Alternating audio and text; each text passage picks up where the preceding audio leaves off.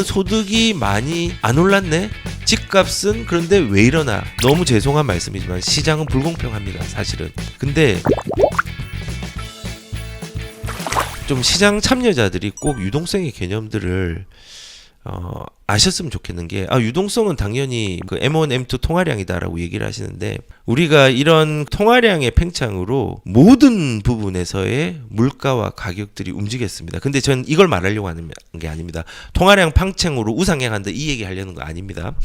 그냥 말씀을 드리고 싶은 건요, 제가 좀 들어보십시오.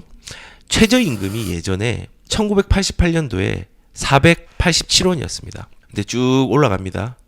올라가고 1,000원, 2,000원, 3,000원, 5,000원, 7,000원 하다가 이번에 2023년도에 측정된 최저임금은 9,620원입니다.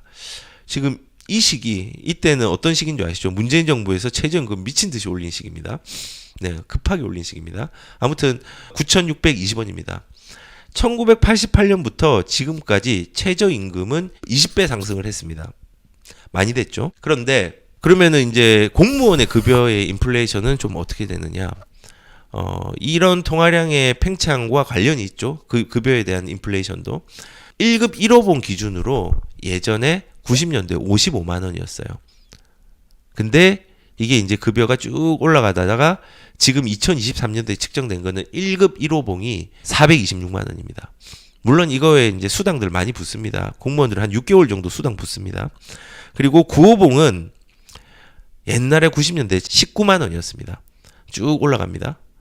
쭉 올라가고 지금 2023년도에 측정된 거는 172만 원. 그리고 참 이 국가라는 부분들이 있어서 그런지 IMF 때는 동결을 시켰습니다. 서브프라임 때도 동결을 시켰더라고요. 근데 아무튼 여튼 이런 동결이 있은 이후에 부동산 시장하고 참 비슷하게 급여가 급등을 했습니다.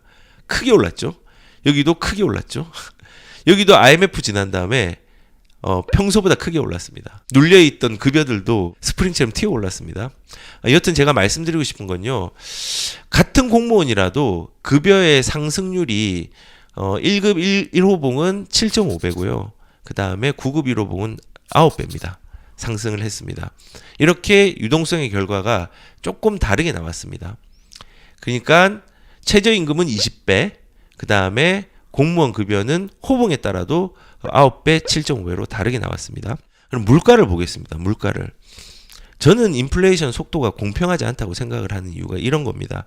수요가 얼마나 붙느냐, 필수품이냐, 기호식품이냐, 기호상품이냐, 기호물건이냐에 따라서 그 물건들이 올라가는 속도들은 전부 다 달라진다고 생각합니다. 근데 여기 보면은 쌀은 33배, 뭐 소주는 19배, 시내버스는 120배, 소고기는 133배, 그 다음에 맥주는 8배. 어떤 거는 133배가 가격들이 상승을 했는데 어떤 맥주 같은 경우는 8배만 상승했습니다. 제가 뭘 말씀을 드리고자 하는지 아시겠습니까? 물가와 집값, 소득 모두가 올라가는 속도가 다 다릅니다. 집값도 마찬가지입니다. 집값도 물건별로 올라가는 속도가 차이가 있고요.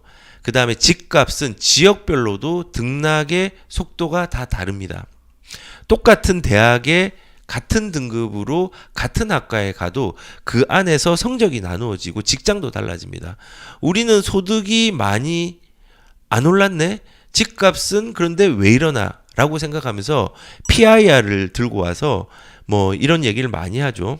서울하고 뭐 이런 데는 옛날엔 7.3배 내 소득을 다 털어넣으면 7년하고 3개월만 있으면 집을 샀는데 지금은 서울 같은 경우는 14년, 16년을 가지고 있어야지 뭐 이렇게 집을 살 수 있다. 이거 너무 심한 거 아니냐라고 얘기하는데 제가 그래서 말씀을 드리는 겁니다. 집값의 오르는 속도와 소득의 오르는 속도는 공평하지가 않습니다. 다른 메커니즘입니다. 그래서 우리는 계속 이런 관점에서 계속 보잖아요. 나 앞으로는 더 오르면 이건 문제가 심각해져 라는 관점으로 바라보는 게 아니라 거꾸로 바라봐야 돼요. 거꾸로. 예를 들어서 집값과 소득, 물가가 과거 가격으로 돌아갈 수 있느냐라는 관점에서 보아야 됩니다. 내 소득이 직장이 바꾸지 않는 상태에서 10년 전으로 돌아갈 수 있느냐? 저는 없다고 생각합니다. 버스 요금이 130배가 올랐는데 이게 10년 전 가격으로 할인이 되어서 차값이 버스값이 돌아갈 수 있느냐? 못 돌아갑니다.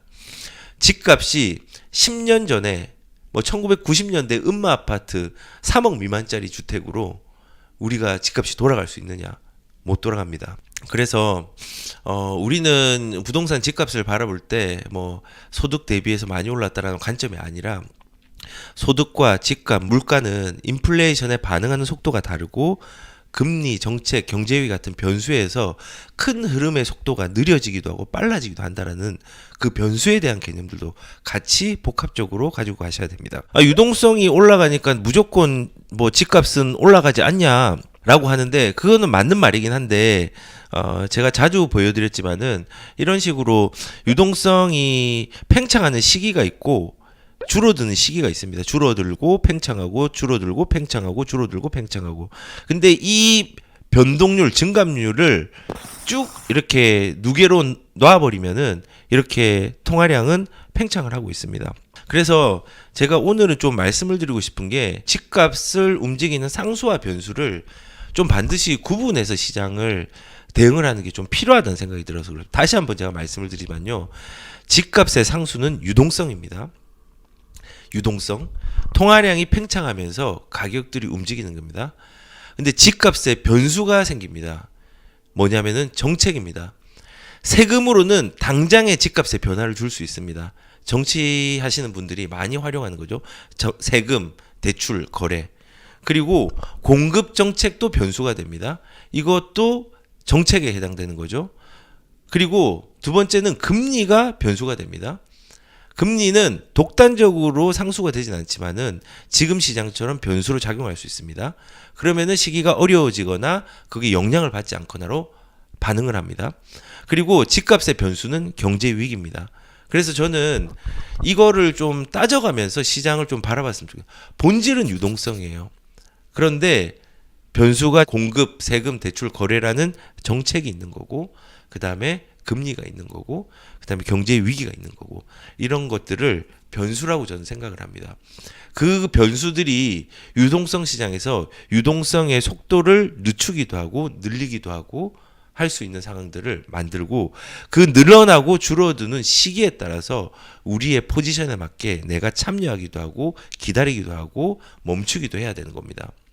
그래서 우리가 이런 부분들은 좀 잘 생각을 해야 되고 저는 사실은 그 PIR 아까 소득 대비해서 집 전체 산다는 그 부분은 사실은 저는 참고 자료지 이거를 절대적으로 활용을 하면은 안 됩니다.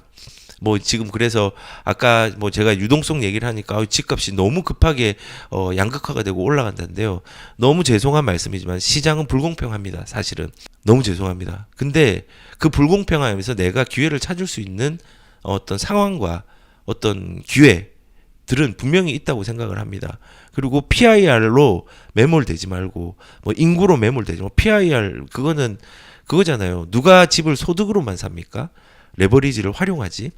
그 레버리지라는 개념을 악이라고 생각하면요. 자산을 늘릴 수는 없습니다. 우리는 소득으로 집을 사는 게 아니라요. 내 소득으로 레버리지를 버틸 수 있는 버틸목을 만드는 거고요. 물론 종잣돈이 있어야 되겠지만은 그리고 PIR은요. 순수하게 참고해서 이 정도로 집을 사기가 옛날보다 벌어졌거라는 참고로 사용해야 됩니다. 레버리지에 대한 관점에서 가야 됩니다. 제가 강의 때는 이거를 하나하나 그래프를 다 보여드리면서 말씀을 드렸는데 일단은 이렇게 좀 말씀드리겠습니다.